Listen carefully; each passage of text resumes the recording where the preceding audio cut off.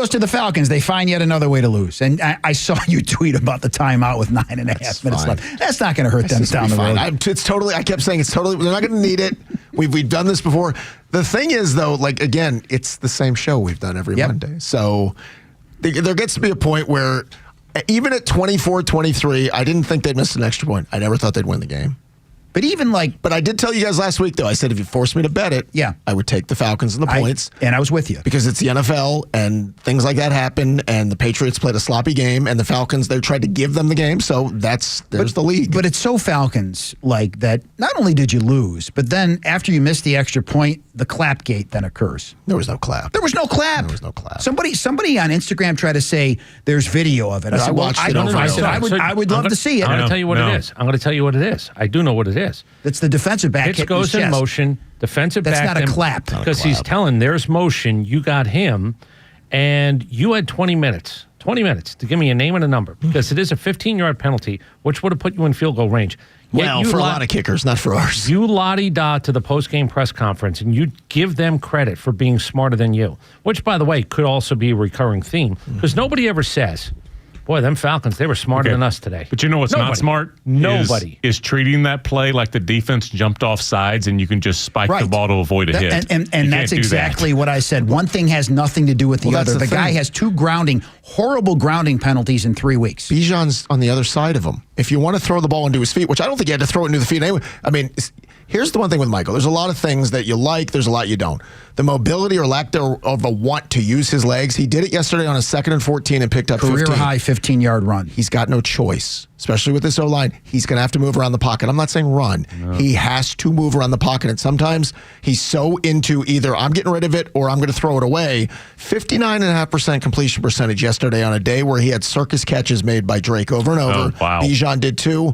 That's one of those things where I've heard people talk about his QBR yesterday. Well, I have a very different of opinion if you think Michael played very well. Michael made a few throws. Michael missed a ton yesterday. I mean, that fourth down touchdown that Drake London made was beyond silly. Plus, I don't know how the hell he did that. I mentioned this going back to the Carolina game, and I gave the preface that I ain't a quarterback's coach. I don't know enough to fill a teacup versus Zach Robinson, and I mean that. I really do. However, there are some basic things. If you see an NFL team run their goal line defense and they only have 4 linemen, like that's an obvious thing everybody would know, right? Michael Penix yesterday, his footwork, my God, he drops back, and when he plants, his feet don't move. What were you doing? He doesn't step into it. He doesn't twist. He doesn't turn. Like, that's basic stuff like a goal line defense only having 4 linemen. It's easy stuff. What did you do in rookie minicamp? And then what did you do with him on the sidelines when he wasn't taking anything close to first-team snaps? Why was he not learning how to be better at his job? I think they are fixated on play design and not going any further than that. That's what I think they're fixated So I'm looking at the play. So the safety has a clap and then taps his leg. If you're telling me that Michael from 14 yards away or that Ryan Newsel heard that. No way he heard that. Snapped the ball with the crowd. There's no way. It's also a This penalty. is the second clapping thing we've had this year. We got Kirby Smart calling timeouts with clapping. We got Michael Penix clapping. It's a 15-yard penalty. My head coach goes to the post-game press conference giving them credit for what? Cheating? Like, you should have been up a referee's ass and said, hey, by the way. If it happened. Right, if it happened.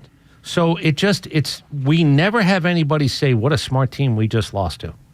What a smart, well-coached team we just lost to. Doesn't happen around here. Just doesn't. Does it make you feel better that the best image of the day was Cardi B sitting next to Bob Kraft? What is that conversation? That was tremendous. That was fantastic. It's got to be the best conversation of the day. And that's because Stephon Diggs. They have a child, or is she with She's child pregnant right now? Okay. She's pregnant. All right. She was showing pretty good yesterday, too. He woke up. He did. He woke up. He did. All right. I wish there were more answers. I do, but it's the same. It's the same thing every week. Right. Now it's different ways and different things. Like, we can be mad at Romo. You got to be able to make an extra point in the league. I saw a guy make a 68-yarder, but again, you brought a guy here who's not capable. Then you of had a chance after you win the game anyway. No. I mean, not after the grounding call. What was that pass on 3rd and 20? You're rattled. I was throwing it away. You're clearly rattled by what you just did. Oh, yeah, you took away any chance of a fourth down. It wasn't near anybody. Oh, you know what I also like? I like the fact that somebody tried to push on me. Oh, wait, the 2-minute warning. No, that was a change of possession. It stopped at like 1:53. You missed because it was a change. You missed it. You missed it. He was saying they've got the 2-minute stoppage. I was like, no, they don't. That's a change of possession. That's a change of possession. 2-minute warning. You're just as likely to throw a Hail Mary on 4th and 20 and get a penalty or something else. How about 3rd and 4? How about 3rd and 4? What do they go do? Who do they go pick on? What scab did they go pick on? Third and 4. Yeah, J.D. Bertrand. Yeah, for a 17-yard gain. Which he gets rubbed off the route, which they knew they could, and that was it was just good offense on the one play because the announcers, I forget, it's Charles Davis and one of the court. They're going to run the ball, and I'm like, no, they're not. They're gonna go for the kill right here, and it was a wide open safe throw to the tight end because Bertrand got because the guy you had here and didn't want in Vrabel was the coach of the Patriots. I'm going to stick McDonald to my last night coaching in Seattle. I'm going to stick Georgia with my guy could have had him. Nah, let's pass on him. Arthur Blank doesn't know how to win. He doesn't. It's that clear. I'm going to let my quarterback make a play. My quarterback did not have a good day. You know what I'm going to do? My quarterback's going to go make a play, and we're going to end this game. We're going to get a first down. The game's going to be over. Even after he had 6 sacks, two turnovers. And by the way, the other thing is the Falcons will not make a better defensive play all year than Jalen Walker. They will not make a better play, and you still lost the game. Best game he's had so far. Jalen was everywhere. Now he got beat on the touchdown early. Yeah, but it's going to happen. Yeah. But I thought he had his best game. You did so many things that are winning plays in the game that you didn't win the game. 6 sacks. I know. I thought that actually, the Jalen thing, I thought that was microcosm this season. The opponent's OC designed to pass to a running back where he's against the Falcons' rookie linebacker in coverage. Zach Robinson designs a pass play to our running back, and it's against a nickel back downfield who's like, I can cover Bijan. I'm a nickel back. I do this for a living. Like, that is the season in a nutshell. You're not going to scheme anything up. I think what we've said is when your stars, like Drake plays a game like that, you're supposed to win. Bijan does because you're not going to. Defense. Like, put it this way. 8 for 12, though. 8 for 12 on third down. For as good as the defense had moments, they still gave up 8 for 12 on third down. But here's what I would say. Offensively, go look at the guys not named Bijan or Drake yesterday. I think I charted it for 17 touches and 60 total yards. Now, the one thing you could say, if you look at your good OCs in this league, and we were spoiled with Shanny, right? We'll always point to 2016. You could get stuff open for Taylor Gabriel. You could find stuff for Aldrick Robinson. You could get stuff for Austin Hooper. Levine. You could get stuff for a backup tight end. Hooper had a big catch yesterday, case in point. He did. You know what you're doing. There's going to be moments. You can create something for other guys. Here, it's just your stars have to win, or else you can't do anything offensively. We're going to get to what happened for the first time in basically 60 years which in 1 is second. Impossible, and like I said, can only happen to the Falcons. Rico Dowdle went for 130 and 2 touchdowns. McCaffrey had a McCaffrey day. The Bears actually had a guy run and throw better, C. Ben Johnson, because it was probably schemed up where they were going to have a more all-inclusive offensive day where it took to the end, but you did score enough points to win the game. We don't live in that world. So give the numbers since 1964. Since 1964, teams are 44-0, aside from yesterday, when they force 6 sacks, force 2 takeaways, throw 3 passing touchdowns, and commit 0 turnovers. Yep. Until yesterday. It's impossible. It is impossible. It can only happen to the Falcons. Correct. No one else. Now, there are some things like, there are a few, like the Bengals lost the game like the Falcons did. And I'm a broken record. I know the audience is tired of it. It's the same teams. Yeah. Falcons do it, Bengals do it, Jets do it, Browns do it. We're all the same team. We're the Jets of the South with just a couple of more wins. We just win a few more games. If you're under 30, there used to be records and there used to be needles. And so Matt would sound like a broken record. I would. Oh, I see what you did. Thank you for the younger people. My reference did not hit. Thank you. You're right. A lot of the younger people, they utilize the turntables once again. That's fair. Oh, Mine is back. It is back. Yeah, there's albums at Target. Yeah, my daughter loves it. My 20-year-old's My 14-year-old's got it. She loves her vinyl. They charge too much for the vinyl, though. Did you see what Carolina did before they kicked the game-winning field goal? 14 plays, 40 yards, and they took the clock down to 0 to kick a game-winning field goal. We had the football. We had an opportunity to kick a game-winning field goal. Didn't happen for a number of reasons, but it didn't happen. The Carolina Panthers are better than you. They kicked your ass. That's part of it. They're 5 wins in. That's part of it.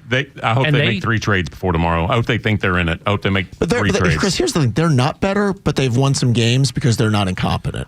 And the league is built on don't be incompetent. You can win some games that you're not supposed to win. 14 plays, 40 yards, 232. Yep. Walk-off field goal because they knew the situation and played to the situation. They're just not incompetent. We didn't do it. The league is just, again, the league is like, just don't be dreadfully incompetent. Don't do things like miss an extra point.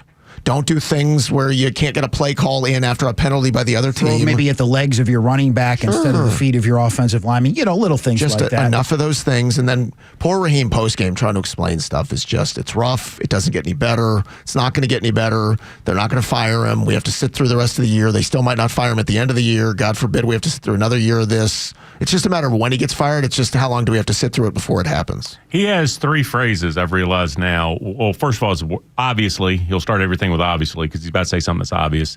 He'll say that find a way and then fix it. Like it's all of those. And you change some of the nouns and other verbs, but it's those 3 things that he says nonstop about obviously find a way, fix it, and he just special teams, secondary, offensive line, running game, except he never find a way to fix it. Well, I think I would add this, right? I heard Dan Quinn yesterday after the Commanders lost again, and you can get by a year or two every once in a while with some stuff. When you're not well coached, it comes out. The injuries certainly hurt it. Dan Quinn tried to kill his quarterback last night. Oh, my God, his arm. Well, it's like, let me have my guy in a game who's been injured all year. I do try to live it. Right, they're 30 points down. They have him in the game. He dislocates his elbow. Oh, God. But then to hear Dan try to explain it post-game, there was a lot of when you're in this space, there's a lot of like, we go for it, and it's like, Dan. It was really simple. That's my bad. There's no reason for that. He had guy no to be on the business field. being in Shouldn't there. have been in the game. It's really simple. Like except Greinke again, said after the game on Saturday, we got our asses kicked. That's it, plain and simple. Well, there's no other way that we couldn't Right. stop a soul. Right. So just be honest, own it, move on. But if you're Dan or you're Raheem, you're just so consumed by the word salad that you just can't talk like real people and actually have a conversation that doesn't involve that stupid spin that they put Not on even stuff. realizing all you're doing is making it worse and insulting people's intelligence. Sure. That's all you're doing. Well, this is like Steve the sales guy that Dallas Braden brought up.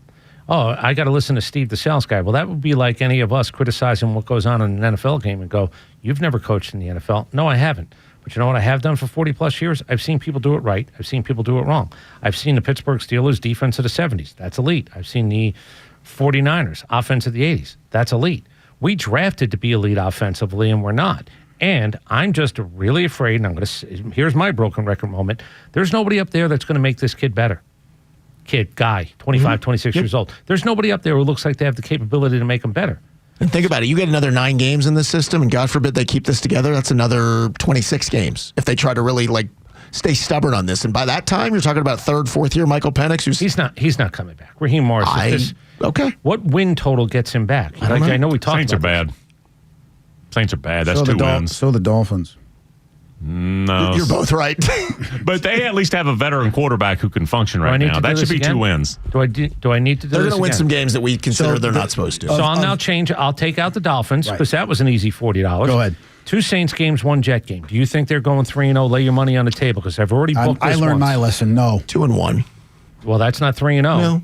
Go ahead. But I guess how is he staying? So the there? overall question is, what's the number? If he gets to 7 or 8, they're not going to fire him. I wish they would. They're not going to. I totally Okay. disagree. They're going to realize, even them, they're going to realize which way the wind is blowing. You're going to ask people for season ticket money. And I'm not telling you it's not knee jerk and it's not this and it's not that, but you hired the wrong guy. Mm-hmm. And if you ask people to come back and try to, patronize us, pay your money to come see us. If you do that in a 7-win, even an 8-win season, Right. when the Carolina Panthers are better than you, Why not do it today then?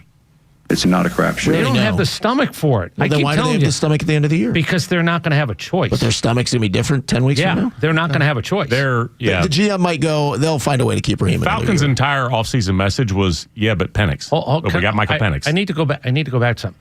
So you mean the general manager is still going to have power in a 7 or 8 win season to determine that Raheem Morris has to stay? I'm firing them both. The GM doesn't have any power with the coach. Okay.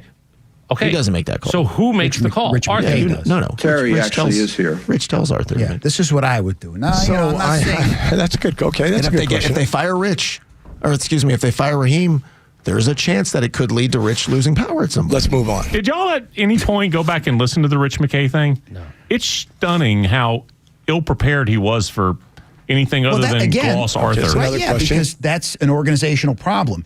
No one told them, like when I said what I said about them listening all the time and I took it too far, they knew, or at least they deemed I took it too far. No one heard what we said the day before about Rich McKay and this franchise, and they let him walk into that. Let me I bet tell you for something. years. If you don't think he ripped somebody a new one, of course. going back to Flowery Branch, that's how inept they are. They can't help themselves. They just make mistake after mistake after mistake. Because you're right, Chuck.